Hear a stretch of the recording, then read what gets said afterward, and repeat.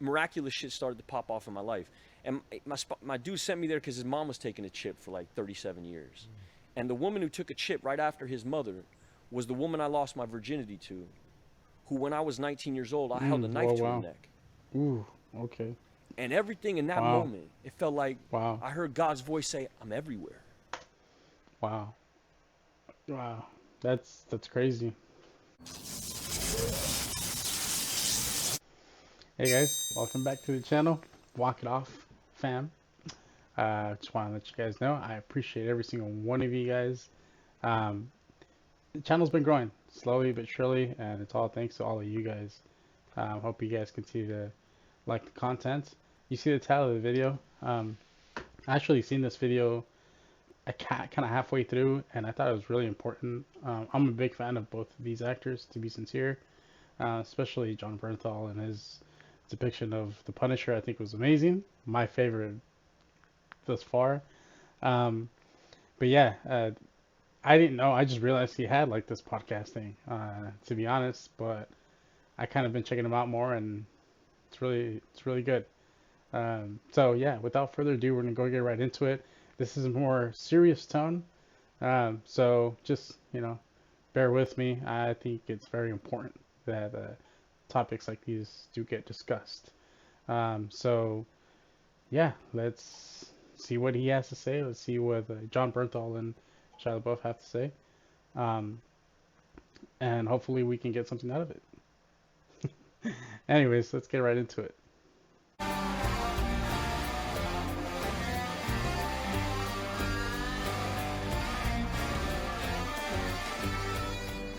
Real ones. Interesting. I always had an inch left. I always had some fucking wiggle room. Every time I would fuck up, there was always some wiggle. There was always a Brad Pitt on the phone. It starts off strong.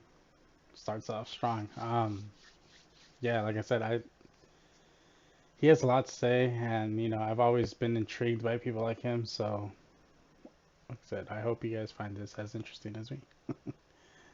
Straight up. There was always some Sundance Award. Some next project. There was always Alma. There was always another. There was always wiggle room to get back into ego. And this time there wasn't no wiggle room. That's why I attribute this woman with saving my life. She destroyed any route towards that wiggle. That's real. It is real. Rock fucking bottom. Rock bottom. Bottom isn't when you experience the worst moment of your life. Definitely Bottom not. is when you change. That's right. It's when you actually when you touch it, when you smell it, when it's right on your face, Yeah, and you feel it. and It's not about severity of what the thing is. It's about what you do with it once it happens. So like, once it happened, I mean, when it landed, I forgot how to breathe, because the subtext of the email was, your hustle's over, I think we can kind of conclude, right? Obviously, he's been through a lot lately. You really don't see much of him, so I'm thinking that's kind of where he's headed. He's always been through some drama, it seems like. So it looks like he's talking about a woman. So I don't know. And I forgot how to breathe. And the next thing I did after 2 minutes of sitting there, staring at a computer screen, was I went and loaded up a gun and sat at my table and was gonna kill myself. I was at. It got real. We're gonna go there. Out of here. I didn't know what to do anymore. Like, all my ideas had failed, and I sat there for 2 minutes thinking, "Where's the wiggle room?" I'd already used What's my play? Yeah, what's the play? And there were no options. It was like there was nowhere to go. It's not like I mean, I think we all have stories, right, where you kind of feel like you're up against the wall, and it seems as though you don't have any options, right? But I think a lot of it, like in the moment, it seems that way. I think a lot of men can relate to this, and women too. But I think it's a little deep, like when you hear, as a guy, to hear another guy go through it, because it's not something you hear often discussed. I've always been someone to propose that if you're going to talk about stuff like this, like really serious topics, you talk to your boys, which looks like they're doing, right? So that's a good thing that he's kind of getting it off his chest. But yeah, it got real pretty quick. I could go outside and get a Choco Taco and chill on the, people driving down the street, rolling down the window like, fuck off and die, This is where I was in the early days of this shit. So I didn't even want to leave my house. And I had a woman living in my house who wasn't my wife. And I was on my way to go do some movie I didn't give a fuck about, just like momentum building kind of shit, movies, no intrinsic value, just like I need something on the cards, for this year. I need my 2 or 3 projects, one of these things. And I felt disconnected from all of it. And I wound up getting emails from certain dudes who, like you, were still involved in my life, even when it got ugly, when it got chunky. One of those dudes was Sean Penn. Sean's like, you need to call Brolin. And I called Brolin, and he told me he was going to this meeting online. That's very important, guy or girl, to have a group of friends or people you can kind of count on and rely on, who are like really there for you, right? I mean, when you're successful, when you're kind of up, right? Just in general, you're always gonna have people around you, because success attracts others into your life. It is what it is. But it's in those moments where like you have nothing to offer anybody, and people still stick around, and they're still trying to be a part of your life, and they're still looking out for you when you have nothing to offer. That is really meaningful. It has been to me, so I completely understand how important that is, to have people like him, like Brolin and Sean Penn, right, to kind of count on, especially in moments like that where everything just seems like so bleak. Now the gun is loaded. Like, I haven't left my sitting position, and I wound up signing on to this meeting, and I heard one of the dudes who was speaking that night say, if you're new and you just entered, you don't have everything you want right now, but you got everything you need right now. Now. And he did that for like 2 minutes. And the first minute I'm thinking, you can't spend the whole rest of your share just snapping your fingers and saying now. Like, this shit is ludicrous.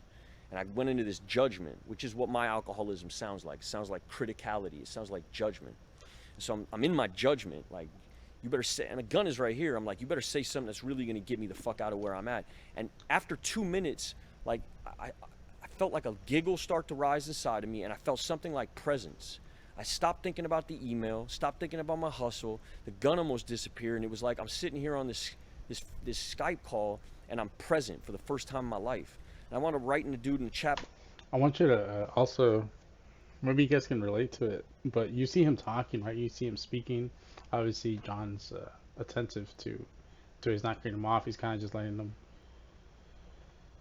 discuss it, kind of get it off his chest. But you see Shia's face, and you see his eyes, and you can tell like how honest he is. Like the depth and the pain behind it.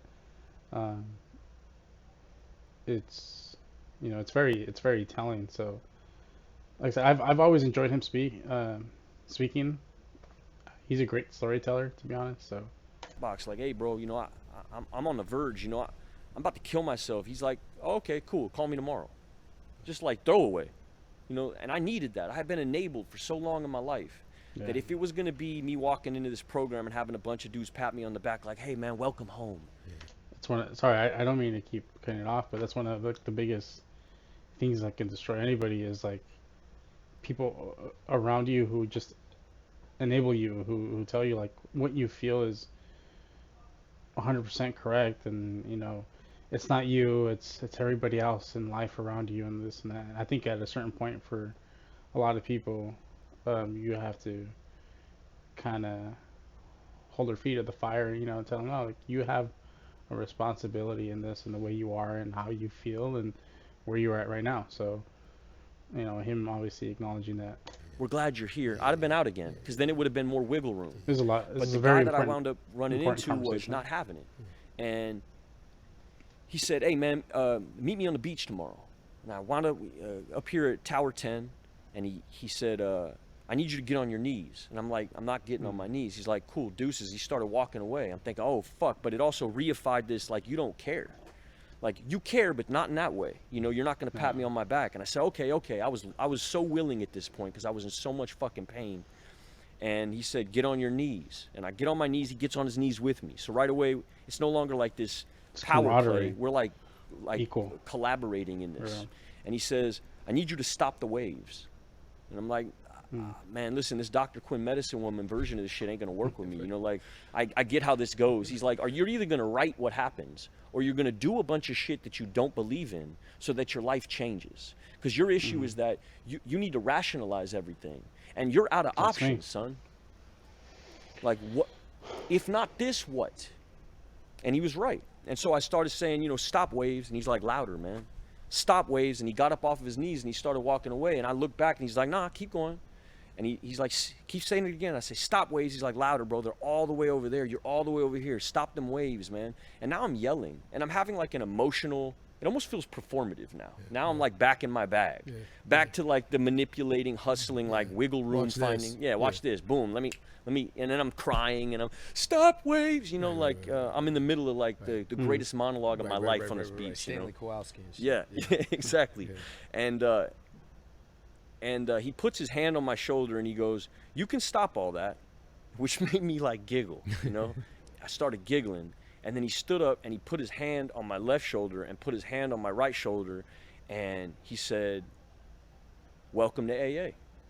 And it did something to me that felt like it felt like warrior shit. It's, again, listening, talking, you can kind of visualize everything. Like I said, I think he's a good storyteller. Look at his face and you can tell that's somebody who's like been through some stuff, right? From like his Disney Channel days and all that stuff to like what he is now. I respect him highly. Right. Like I said, he's gone through his fair share of things. So I know a lot of times like on the internet you'll often see people judging and this and that, or this actor or this person or whatever, telling me he fell off or he's weird or this and that.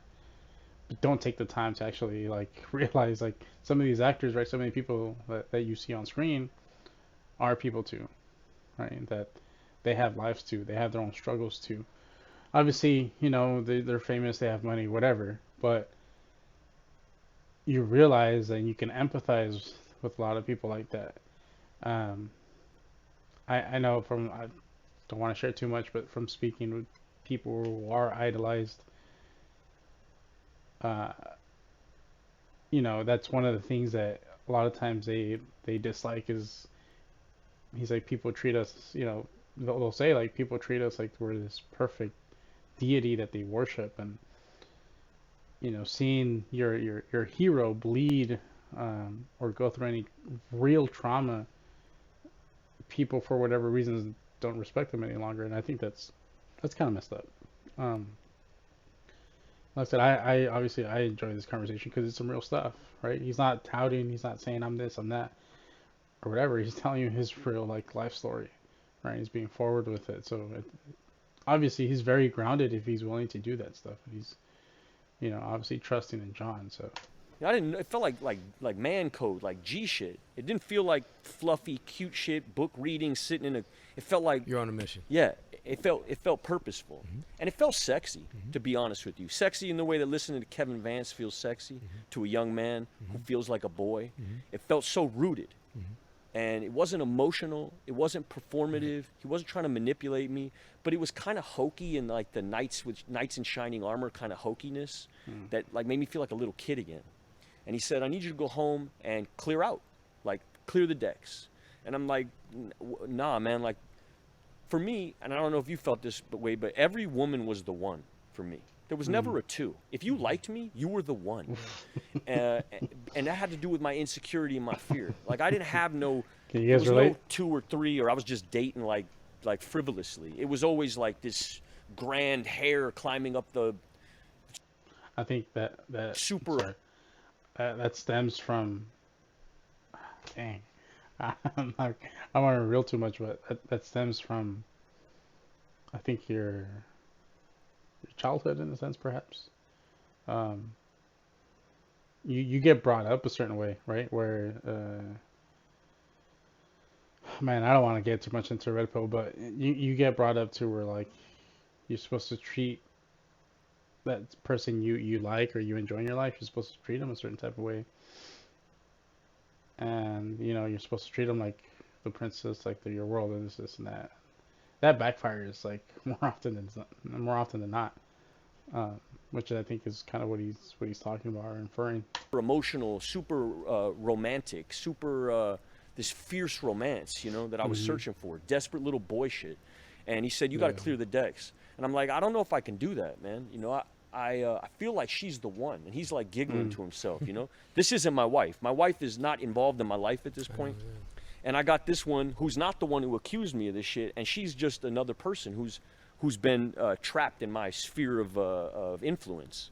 And she's living in my house, and he's like, well, look, man, I'll tell you what, you can keep doing it your way, or you can try some new shit, because the way that you're living, you're fucked. You're fully fucked. You're doomed, is what he said. You're doomed. That was the word. And I flipped to this page. He made me flip to this doctor's opinion we got in our book, and in the doctor's opinion, or how our book starts, it mentions the word doomed. And he's like, this isn't like another AA guy. This is a doctor telling you you're doomed if you don't figure this shit out. And he goes, to put it in perspective, if you went to Kaiser Permanente right now, and they sat you down and put your, x-rayed you and put your x-ray up on a light board, and you're looking at a picture of your clavicle, and the doctor said, hey, man, you see that gray spot just above your chest cavity? You're doomed. What would happen to you is your asshole would suck. You would fucking start sweating bullets, and you wouldn't be thinking about the job that you got to get to, or the girl you got to hold on to, or where you're going to go for Father's Day, or you immediately, your whole life would get very small, and the only rational response to that kind of information is, well, what do I do? Yeah.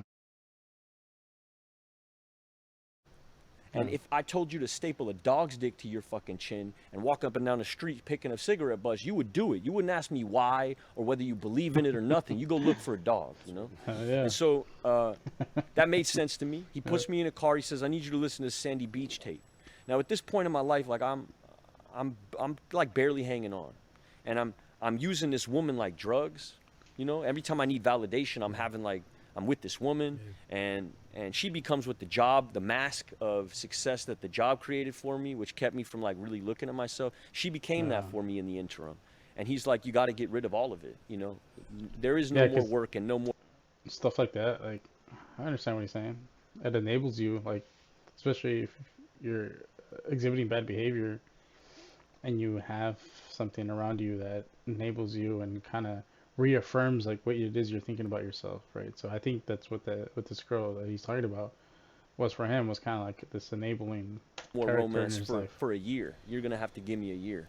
And I'm thinking, like, I'm not gonna be able to pull that off, and right away I'm half measuring, and this is my wiggle room. I can't. And he says, I need you to download this tape, this Sandy Beach tape. Sandy Beach is a big speaker. And in this what was the speech? Yeah, the speech was, he was talking about this Chinese farmer, and this Chinese farmer and his son, they're picking radishes about the ground, and they don't own the land that they're farming off of, and they're barely subsisting. They're giving 70% to the landowner. They're living off of 30% of these radishes. Their whole financial legacy is tied up into this workhorse. And one day, and the son is really working the land because the man is too old. And one day the workhorse runs up off the hill. He just fucks off. He's up the hill. And the son runs into the house and he shakes his dad up and he says, Dad, you're not gonna believe it. This is a travesty. We're gonna die out here.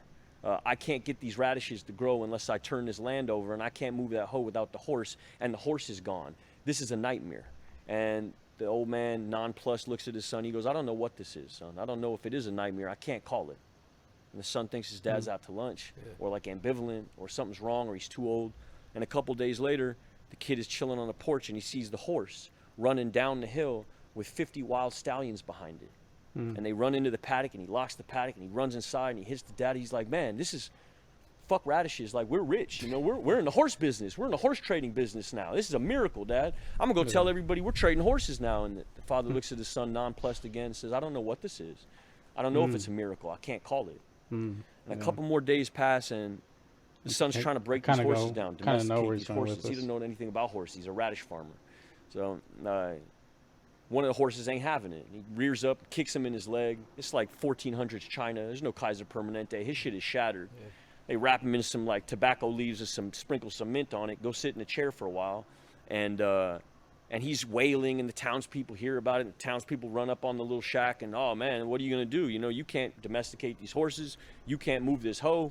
You guys are fully fucked. I don't know what you're gonna do, but this is pretty much the end, right? Like, this is a nightmare. And the old man says, I don't know what this is. He looks at his son's leg. He goes, I don't know what this is. I can't really call it. A couple more days pass. He's sitting with his son. He's trying to calm him down. He's in the middle of pain, and they hear this thunderous noise, and they look up on the ridge line, and they see 5,000 samurai on horseback running towards their little hut. And the commanding officer gets off his horse and says, give us your son. We're going to fight the Maoist army. And he looks at his son's leg, and he looks back at the samurai army, and he goes, I would, but he can't get out the chair. You know, he can't get on his, he can't. No, I can't. I would, but I can't. He's crippled. And the man gets back on his horse, and 8,000 men ride off to their death. And I listen to this tape, and I that's deep. Like, you know, that, I'll be honest, I think that's something that I learned fairly recently, right? Is for many of us, and you know, maybe even including you, if you're watching, life happens, and life happens when you least expect it. Unfortunately, or fortunately, right? It's all about, I think, perspective. And obviously, the story he was telling, the reason I say it's deep is because, you know, it's kind of like the farmer, his dad was saying, is I don't know what this is, right? We often perceive things that happen in our lives that are, in that moment, necessarily aren't favorable. We see them as tragedies or travesties or whatever the case is. But in the moment, perhaps it is, but you never know if it's a blessing in disguise. Like, you never know if, you know, this negative thing needs to happen for you to advance to the next step, right? And that's, like I said, that's not to get too personal, but that's something that, you know, I've learned is a lot of times life happens either like to you, right? Or, I mean, I don't know how else to word it, but you can take a step back and kind of think and analyze about what your next move is, because a lot of times when these things do happen, you have the opportunity to make the most of it, and a lot of times do better than you were previously doing, right? Believe it or not, there's always opportunity in tragedy. Like, maybe it's messed up to say, but it's, you know, it's true. You know, our lives aren't this continual, gradual sort of improvement without any falls. Like, these pitfalls kind of make you appreciate those moments when you're climbing up. It makes those moments that much more enjoyable. And you can see it, like I said, you can see it in kind of the way, like, he's speaking about it and how it kind of touched him and made him realize a lot of things about his life. So we'll continue watching, but it is a lot deeper than I thought. Driving back from the beach back to where I'm living, and I get out of my car and her bags are packed. She's on her way out. And old me would have written a haiku poem in blood and ripped my shirt off Hulk Hogan style, ran down the street and jumped over the fence, and that guy, climbed the hair up the thing. Boombox in the air guy. That's what I came up on. And something in me, from having heard what I just heard, what feels like this is now I can't get no lower. I hear this like I can't call it, and it becomes like the most diplomatic breakup I ever had in my life. And I say, what can I do? And can I get you a car? And she goes, no, don't worry about it. Go get well.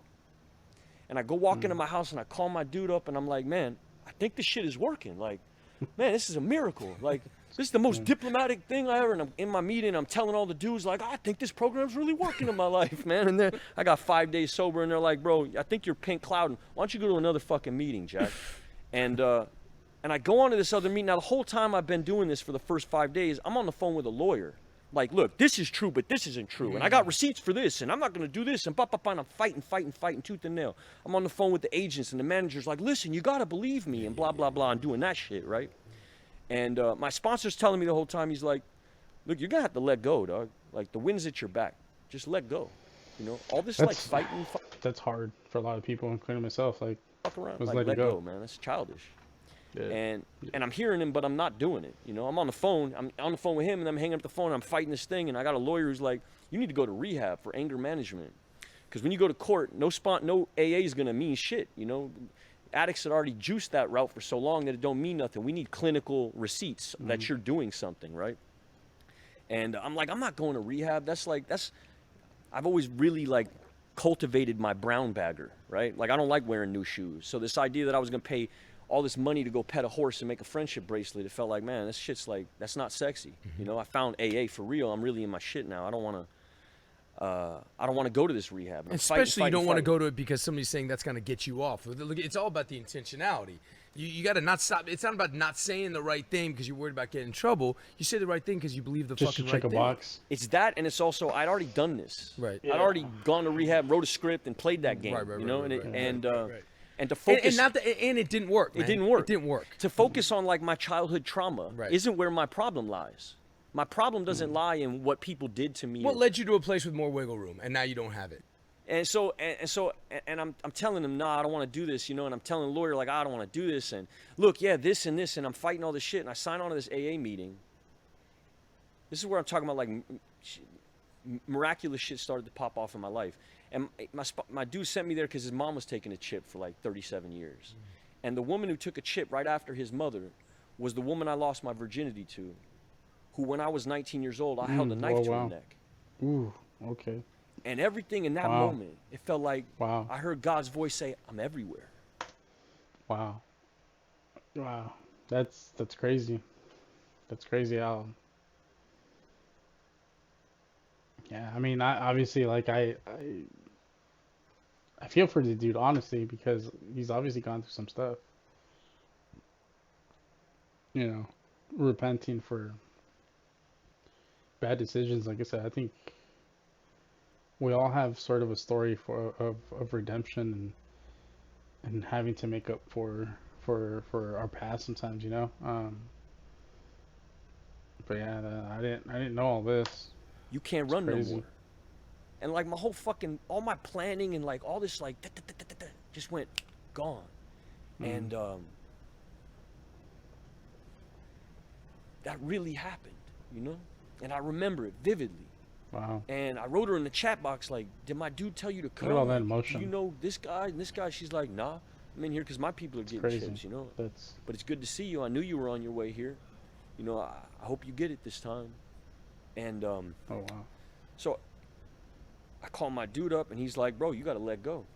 You got to let go in full. And I want to get in my car and I drive up to Utah. And I'm in Utah for 3 months. I think a lot of times for a lot of people, the hardest thing is like forgiving yourself often, right? Because that won't let you get past like or to the next step where you need to be, and it's difficult for a lot. Is to kind of forgive yourself, and you know, because a lot of us like to kind of hold ourselves to a certain standard, and we think of ourselves a certain way, and you do something a lot of times like you make a bad decision or a bad play and you can't forgive yourself. And I think that's like something perhaps that he struggled with was that looking himself in the mirror and realizing, right, that you don't always have to let life happen to you. And while I'm in Utah, they take my cell phone from me. And if they didn't take my cell phone from me, I was never going to be able to deal with what I needed to deal with. I had never known how to pray because I could never cultivate silence. I had no absence in my life. Every unforgiving minute was full of some fucking scroll or some more like ego feed, constant, nonstop rotation of this ego thing and that ego thing and just constant fulfillment of like my own personal desires. And they took my phone from me. And just for that reason alone, I would urge anybody to go this route if you're in a situation like mine, just to get the fucking phone out of your pocket. And what that gave me was time to like really assess what had been my operating systems, what had been like the motivational force in my life, which was always me. It was always ego. It was always even the smallest decision. the smallest decision to even go in your food, to everything you eat, everything yeah, was yeah. ego. Everything was ego. I would eat that not because it tasted good, but because it would do this or do that, you know. And I can relate. so I was there for 90 days, and in that 90 days, I made a list of all these people that I had hurt, and I mean, a bunch of shit happened, but I came out and just hit the ground running, trying to make amends, trying to right these wrongs. This is also still a part of that. There's some people who don't want to talk to me, you know, and I understand that. And so, my purpose now is to be patient. Wow. I mean, I don't know. I don't know what else to say. Like, it got really deep, right? I personally didn't know all that about him. I know he was going through like some tough times, and people had like accused him of stuff or whatever. He had like certain issues, but